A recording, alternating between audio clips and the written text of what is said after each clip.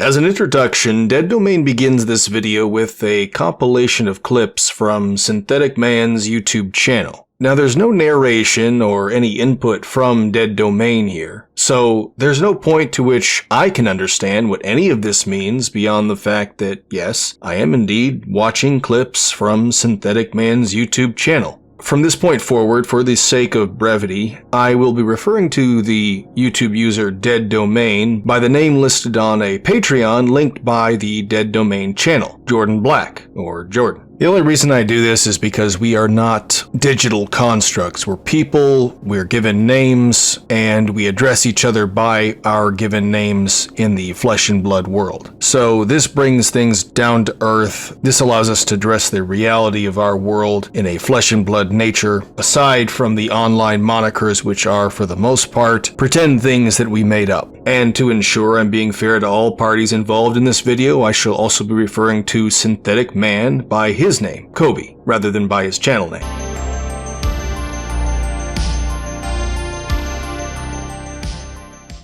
The internet can be a pretty negative place, which might seem like an understatement.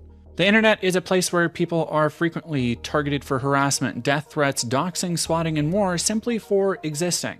So Jordan starts talking about how the internet can be a negative place, which means nothing if taken at face value because one can equally say that there are positive aspects to the internet as well. Rather than explain anything regarding said negativity, Jordan simply takes this for granted and then springboards into asserting that people are being harassed simply for existing, and saying that will grant Jordan yet another springboard into which attacking the windmills is soon to follow. In the darkest corners of the internet, on places like 4chan, Kiwi Farms, and other places with lax content moderation, communities have developed dedicated to misery of all kinds. Now, the bulk of what Jordan says in this video is all to be taken for granted. Now, by taken for granted, what I mean is that Jordan necessarily needs you, the viewer, to just accept a lot of what is being alleged is the truth of things. The burden of proof, however, is really never alleviated. There's no reason to believe Jordan is saying any of these things about these websites, for instance, for any other reason other than one supposes his peers have continually subjected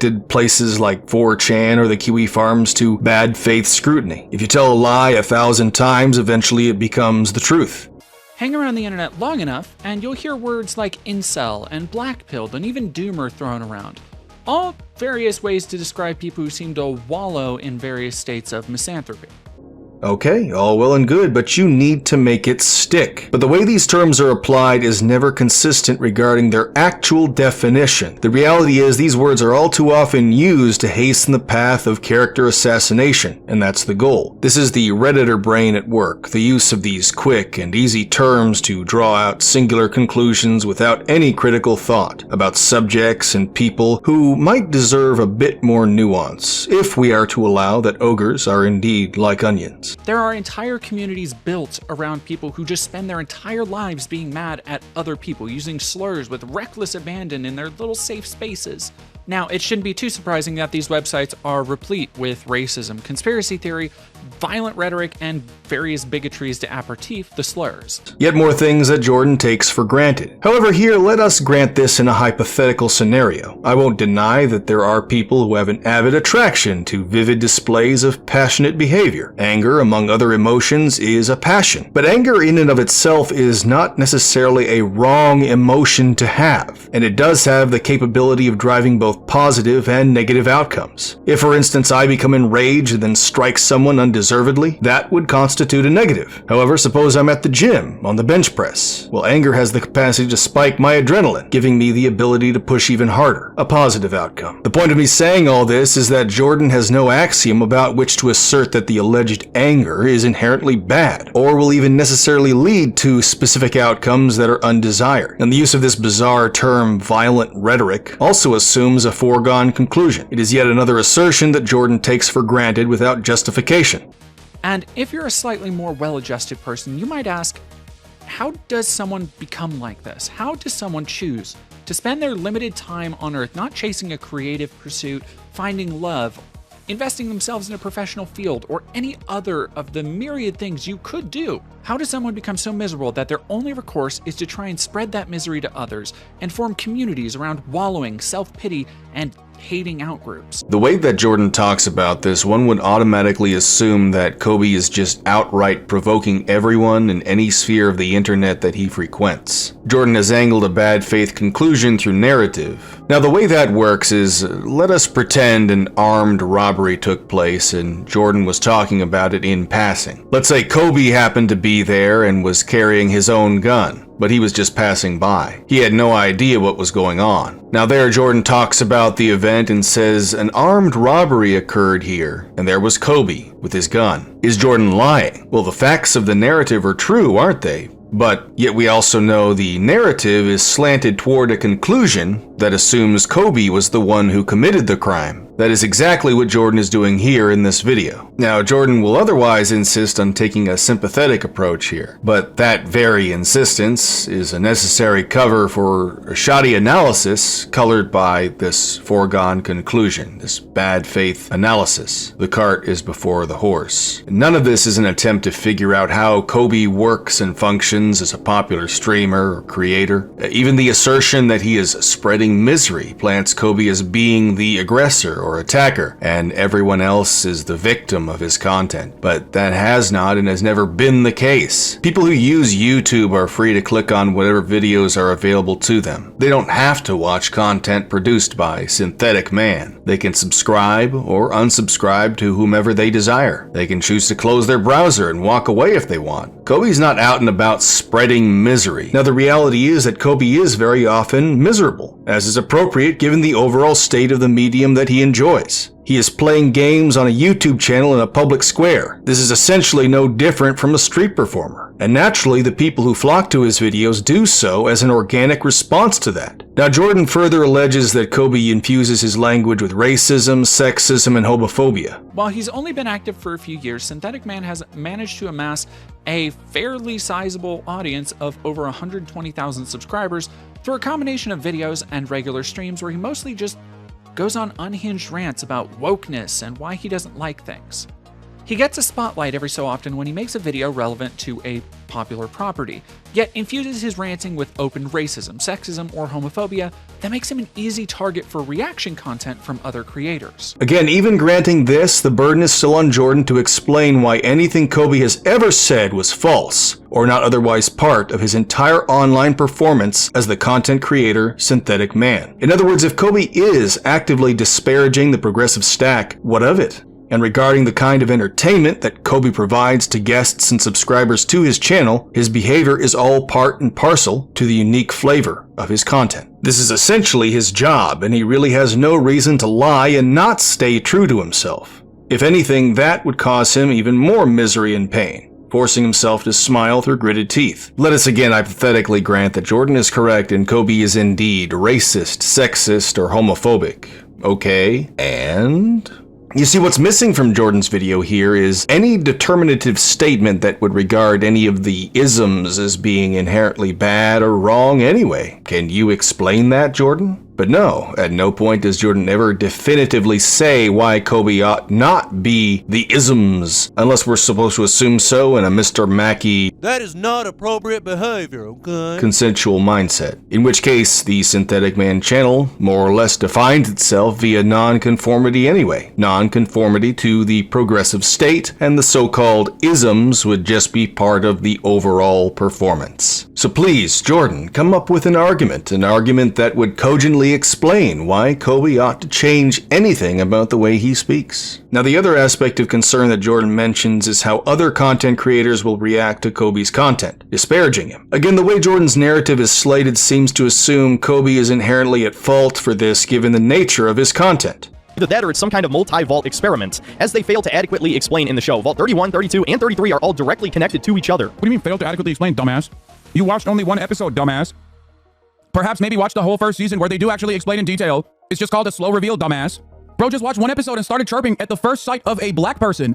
How are these people real? I feel like this is just like a meme personified. You know what I mean? This is the meme about like the genuine racist neckbeard. However, as I asserted earlier, nobody is forcing other content creators to react to Kobe's content. Nobody is pointing a gun to Hassan's head telling him he needs to spend his time negging on a Synthetic Man review of the Fallout show. And this is a minor tangent, but in this clip, Hassan is complaining that Kobe didn't watch the whole show before making this video. The irony of this is Hassan has paused Kobe's review before listening to its entirety. Otherwise, Hassan would know that not only does Kobe acknowledge that he hadn't seen the entire series at that point in time, but even his video description acknowledges this. Hassan is complaining about Kobe making judgment calls before watching the entire series, while at the same time, Hassan is making judgment calls about Kobe's review before watching the entire review. He's had public spats with other anti-woke content creators and even considers himself too extreme to collaborate with people like Mahler, The Quartering, Nerdrotic, and others. But he didn't start off that way. Synthetic Man, as he is on YouTube today, is basically an outright Nazi incel. And I'm not just the kind of left cuck soy boy who just calls everybody a Nazi.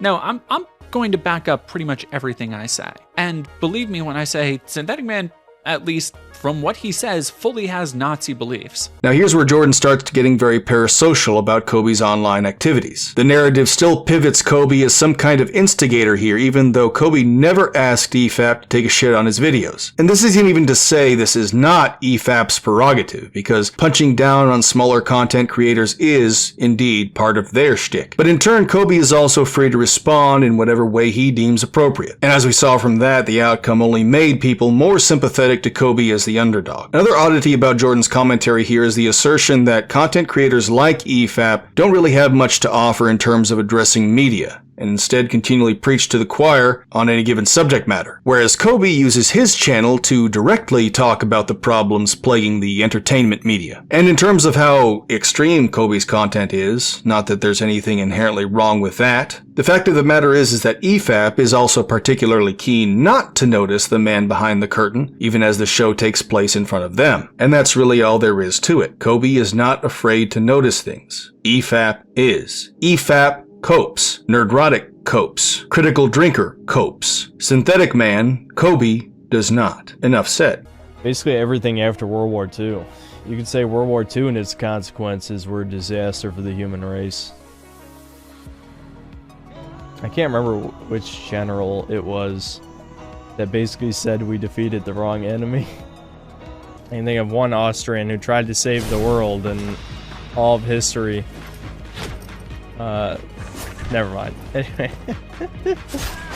The YouTube terms of service violations he stacks up in an average stream are plentiful and constant. He laughs at explicit 4chan tier Nazi memes his viewers will send in his chat. He pushes conspiracies about global Jewish cabals controlling the world. He gets mad at any woman or person of color expressing competence or intelligence and will spin that into subliminal messaging. These aren't just me speculating, by the way, as I will back up everything I'm saying in his own words, and these are just the tip of the iceberg. And like I said earlier, there's a lack of any determinative statements or explanations that would cut through this instance of Kobe saying what he says here. Jordan doesn't even have the hindsight to say this clip wouldn't even adequately prove the point that Kobe is a Nazi, considering Kobe almost immediately starts laughing after he makes this very comment. So despite whatever beliefs Kobe might hold, the laughter would be a clear indication to me that he's either not serious about what he's saying here, or he knows he's riding the edge of censorship and he needs to stop. But let us even imagine that Kobe spent a small segment talking about the National Socialist German Workers' Party and about what they stood for and why it would be good for society. What else would this make him aside from an advocate for the losing side of a war that was fought almost a century ago? In other words, what is the big deal? And as was the case with Hassan and even the case with Jordan's video here, this is all part of an ongoing parasitic grift. You see, folks like Jordan are at an inherent lack for even a single creative bone within their bodies, and so they necessarily need to steal from people who are far more creative and successful than they are. Like Kobe, for instance. And that's why folks like Jordan are very often socialist or communist. As one can even see based on the merch surrounding Jordan here, however, social identity is necessarily portrayed through consumer products. The transgenderism is also a facet of all that. Not necessarily consumerism, but Alignment with progressive politics. Yes, even the matter of Jordan's sexual identity gratifies the progressive state ideology. Jordan's content is all based on pearl clutching about what other, more popular and successful people are saying and doing. It's parasitic and it's parasocial. Jordan is the very definition of an NPC bugman. No unique identity whatsoever. There's 1,000 more just like you. And if you died tomorrow, your progressive elites would just find another to replace you.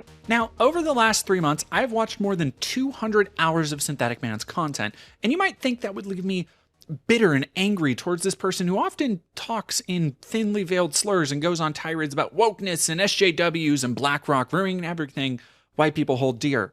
But instead, I actually feel genuinely bad for Synthetic Man, because as I'll show, while he is a miserable person, a genuinely miserable person, he is the one responsible for his misery. This leads me into another more commonly attributable but also highly more appropriate assertion that much of what Jordan is saying here is projection. Once again, Jordan makes an assertion that must necessarily be taken for granted before springboarding into something else. It is true, Kobe goes on doomer rants from time to time, but these are not constant, nor do they occur often enough to warrant Kobe is in a constant state of misery. But even for that matter, there's zero obligation to concern oneself with any state of misery Kobe might otherwise find himself in, because misery, just like anger, is a passion. It is an emotion that serves its own purpose. You see, part of emotional maturity is having emotions and dealing with them in a manner that is consistent with reality. It's part of being an adult. If one is at a funeral, for instance, an appropriate emotional response in that situation is sadness. You're supposed to mourn. Now, sometimes comedy may be appropriate depending on the circumstances, but the point I'm making here is that emotional states are not to be sloughed off for their inconvenience. And so many times Kobe's doomer talks are self-reflexive,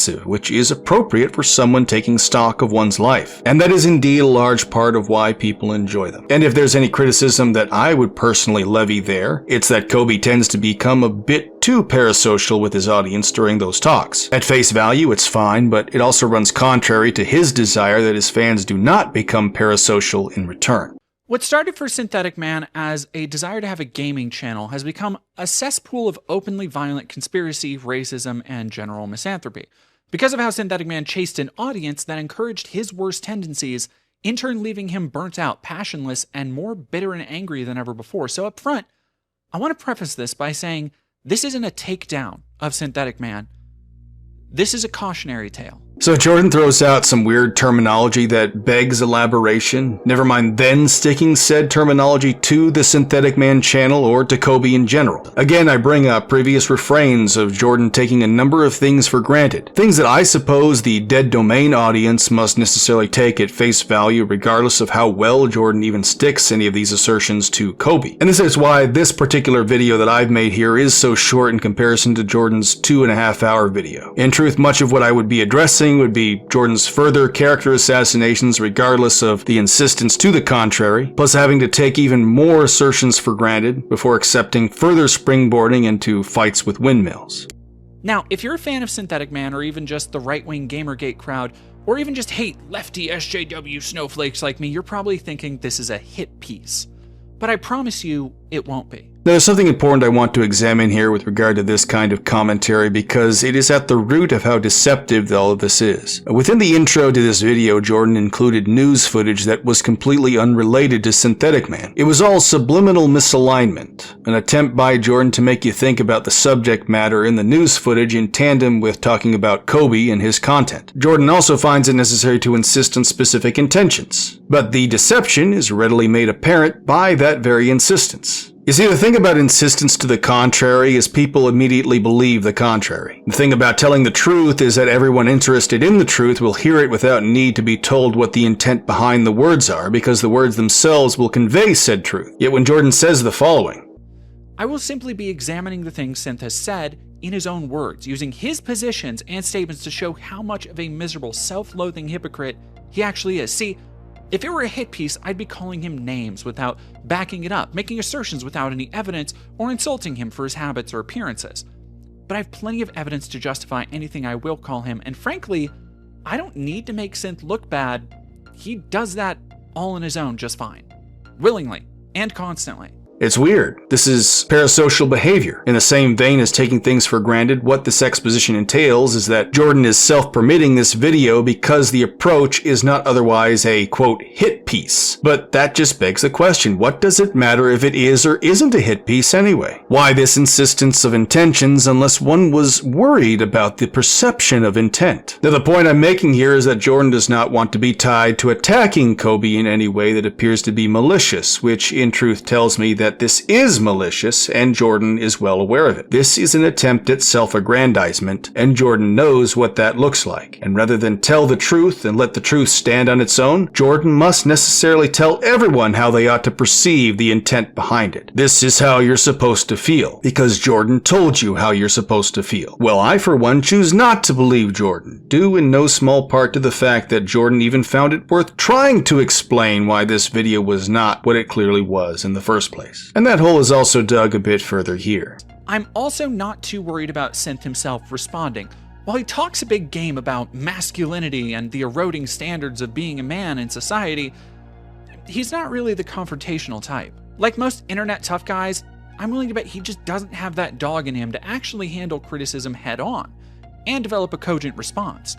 I'd love to be proven wrong, but if he does respond, I doubt it will consist of anything more intelligent than elementary school insults and some ad hominem and strawman attacks. But as I talked about beforehand, none of what Jordan has shown proves anything at all, and can only be accepted under terms of bad faith and foregone conclusions. Now I'll end talking about Jordan's video with this final part. No, Kobe was 100% correct in not responding to you or giving a damn about anything you had to say, Jordan. The thing is, experience has shown us there's no reasoning with unreasonable people. You don't even acknowledge the body you were born with. So how the hell is Kobe, or anyone else for that matter, going to have any reasonable discussion with you about anything else?